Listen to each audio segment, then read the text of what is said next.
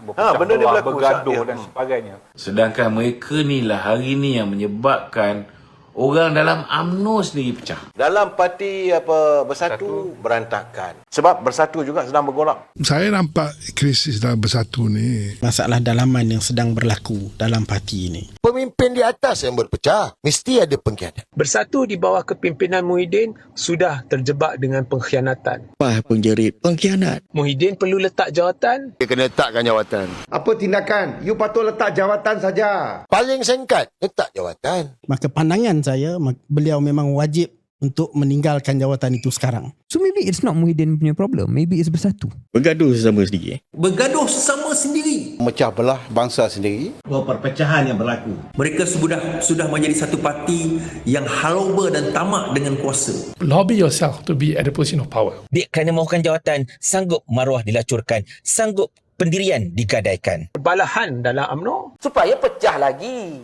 ahli-ahli UMNO. Dalam UMNO ni sendiri pun ada api dalam sekam. Sebab orang cakap UMNO rosak kerana Zahid. Bung, kalau kita tengok keadaan UMNO sekarang ni di bawah pimpinan Datuk Zahid ni, saya rasa dia tak akan bantah lah. Sebenarnya perpecahan dalam Bersatu Mulai retak daripada dalam. Ditafsirkan sebagai pengkhianatan.